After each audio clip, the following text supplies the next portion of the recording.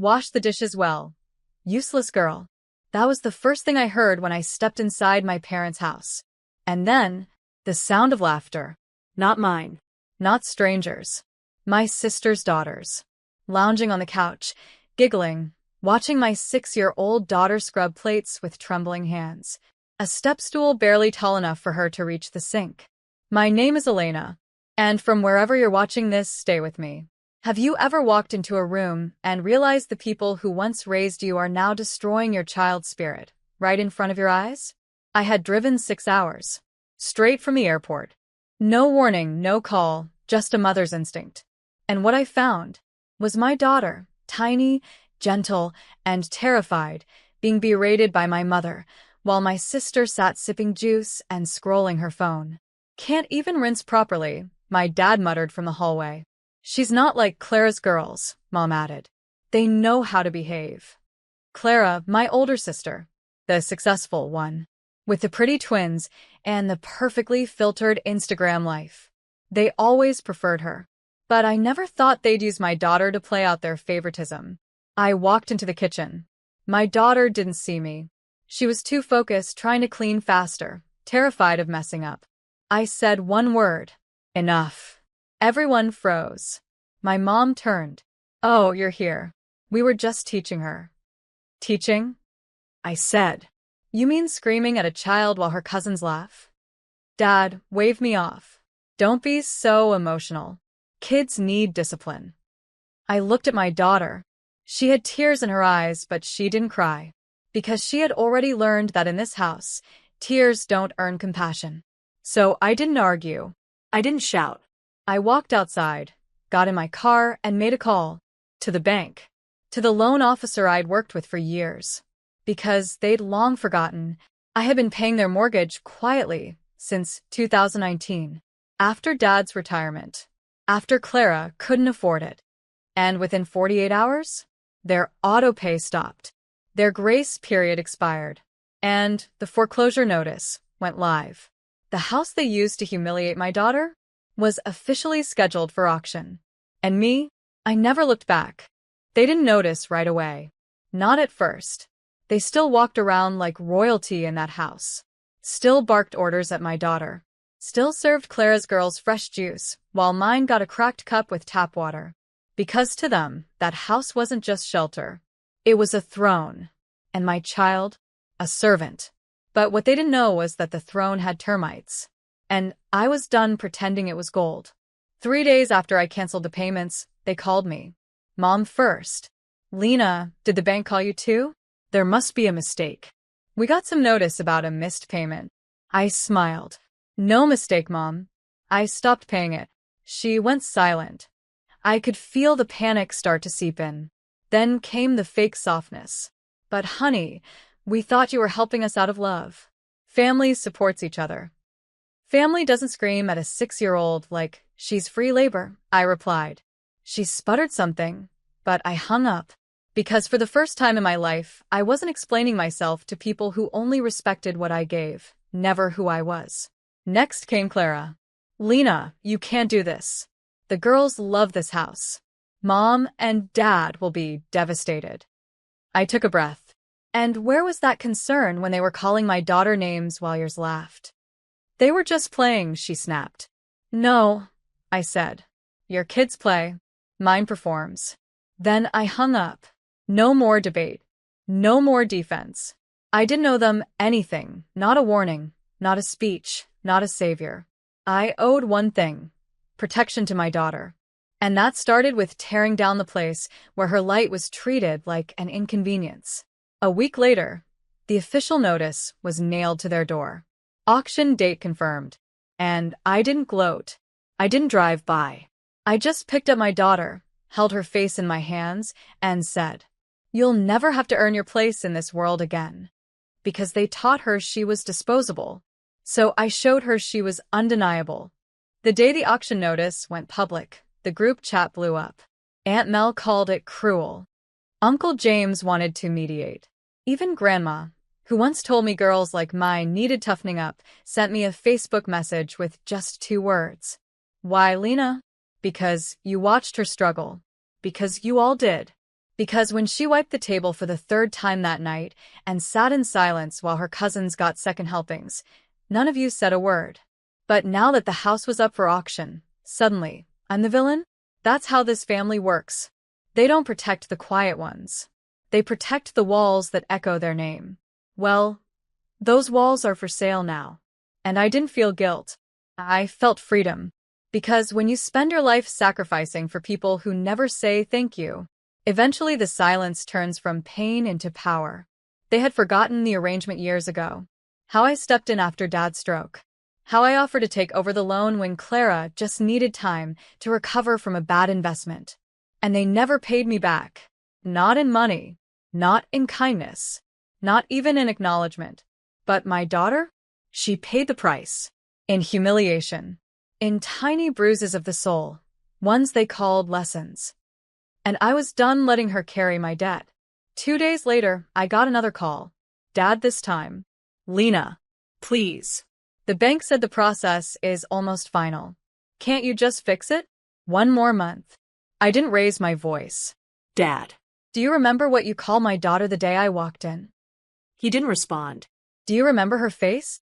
Still nothing. Then there's nothing left to say. I ended the call. Because there are moments in life where you stop seeking repair and start building new ground entirely.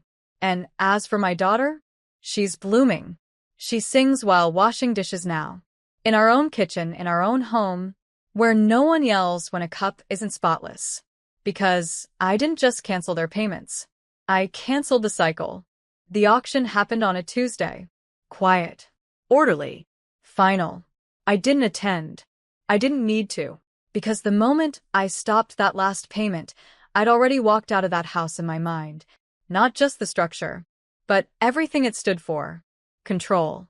Favoritism. Emotional violence wrapped in the word discipline. Clara was the only one who showed up. Not to bid. She couldn't afford it. But to plead. She stood outside the courthouse steps, tears in her voice, on the phone with the new owner. It's our family home, she cried. But the man wasn't family. He was a real estate investor. He didn't care about their memories. He cared about numbers. And to him, the number made sense. The house was gone. Just like that. Aunt Mel called that night. You didn't have to go this far. I said, you're right. I should have gone further, years ago. Because the truth is, that house didn't raise me. I raised myself in its shadows. I raised a daughter in its cracks. And now I was raising hell by refusing to stay silent 1 minute longer. Meanwhile, back at our place, Peace had a sound. it was my daughter humming while drawing at the table. It was laughter between us, not at her. It was bedtime without anxiety. It was freedom. And I started to see it, how she was already healing. Because, when I handed her the smallest gift, safety, she bloomed like no one in that family ever expected. We planted a garden together that week. In real soil. In real sun. A promise to ourselves. Only nurture what nurtures you back. And for every brick they laid with shame, I laid a new one with joy. Because some homes are inherited. But others, the real ones, are built. And this one is finally ours. 3 weeks after the auction, the texts turned venomous. Clara, you're heartless. Dad's blood pressure is spiking. Mom is depressed. You destroyed them. Aunt Mel, family doesn't evict family. Grandma, they took care of you your whole life. How could you? Took care of me? Do they mean the years I was told to cook for everyone while Clara rested? The birthdays where my name was scribbled in pencil and hers was lit in sparklers? The care that looked a lot like labor? I didn't respond. Because when you've spent your whole life being the afterthought, you don't owe the spotlight an explanation. But then came the worst message. From my mom. Just 2 lines. She's not one of us. That girl you had. Maybe she takes after her father. That girl. My daughter. The one who brought me homemade cards when I was sick. The one who tried to wash dishes just to feel included. The one they mocked, cornered, crushed. They hadn't learned. Not one thing. Not even after the bank took the keys. They still thought I'd break. That guilt would send me running back to patch the house together. But what they didn't understand was the day I walked in and saw them screaming at my little girl, something in me turned to steel. So I did reply. Just once. You lost the house. You lost the money. Now you've lost the last thread of access to my life. And her life. We're done. This door isn't locked, it's gone. Blocked. Every number, every email, every ghost of who they pretended to be. Because I wasn't just protecting my child from their hate. I was teaching her something sacred. That love is not what they say when eyes are watching. It's what they do when no one is. And what they did was unforgivable. So I didn't burn a bridge. I erased the map. They didn't show up to her birthday. Not with gifts.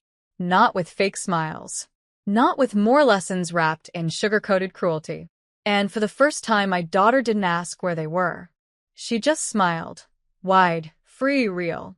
She blew out her candles in a house full of love, not judgment. She opened presents wrapped in kindness, not conditions. We invited her real family, our neighbors, her favorite teacher, my best friend from college who never once made her feel small. And when I tucked her into bed that night, she whispered, "Mom, this was the best birthday ever." No one yelled. I kissed her forehead, held her a little longer than usual, and thought, this is what a home should feel like. Not a place that turns children into servants. Not a table where laughter becomes a weapon. Not a living room filled with performance and quiet cruelty. Just safety, Softness. and belonging. Meanwhile, back in their world, Clara was back to couch surfing. My parents were forced into a modest apartment outside the city. Word had gotten around. The perfect family story didn't hold up under scrutiny. Turns out, when your foundation is built on favoritism and silence, the collapse is public and permanent. One cousin messaged me privately. I saw what happened. I wish I'd spoken up sooner. I saw how they treated her. And you. I thanked her, genuinely, but told her we were done looking backward. Because here's the truth. Some families aren't lost to tragedy.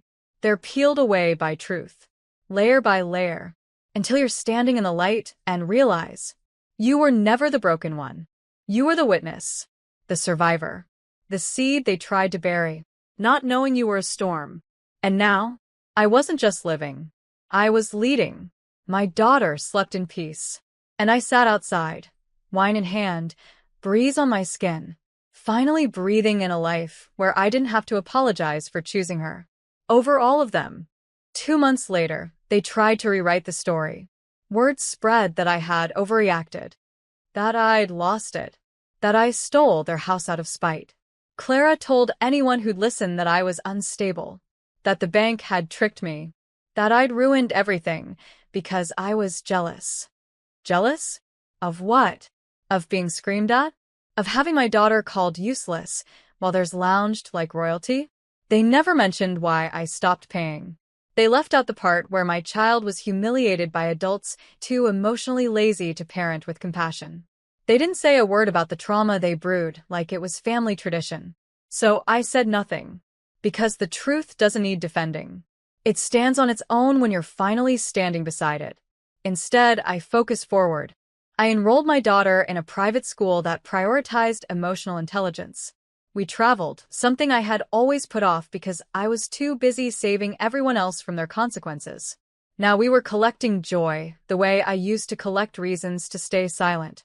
I started a side foundation, quietly, called Rise Before Rain, dedicated to kids dismissed and devalued by the people meant to protect them. Every donation went toward therapy grants, mentorship, art supplies, and after-school safe spaces. No press. No spotlight. Just action. Because sometimes the best revenge is replacing what broke you with something that heals others. I still get texts from distant family. Come home. They miss you. Let the past go. But here's the thing. When they say home, they mean the house I saved then took away. When they say miss, they mean they miss the version of me who didn't speak up. And when they say let it go, they mean bury it like we always do. But I'm not a shovel. I'm a mirror. And I won't crack just because the reflection makes them uncomfortable. Spring came, and with it, full bloom, outside and within. My daughter's drawings had changed. No more dark corners or stick figures with frowns. Now she painted open skies, houses with her name on the mailbox, and tables where everyone had a seat. One afternoon, while unpacking storage boxes from our old apartment, she held up a framed photo. It was from 3 years ago. Her, standing beside my mother, shoulders stiff, eyes empty. Forced smile. She looked at it. Then at me. Can I throw this away now? I nodded. And she did, without flinching. That's when I knew. The cycle didn't just break. It ended. Not with an explosion, but with a quiet child reclaiming her power. Piece by piece. As for my parents, their apartment lease ended. I heard they had to move in with Clara. Funny how the golden girl suddenly became their only option. But gold flakes fast when you dig too deep. I haven't spoken to them in nearly a year. Not because I hate them, but because I love my daughter more than I'll ever love being understood by people committed to misunderstanding me. The truth? I didn't destroy their life. I just stopped financing the illusion of it. They built a house of hierarchy and called it family. I called it what it was. Emotional debt. And I paid it off the day I walked into that kitchen and saw my baby girl being told she wasn't enough. Now she knows better. Now I do too. We still pass by that old neighborhood sometimes. And every time, my daughter reaches for my hand and asks, "Are we ever going back?" And I always smile the same way.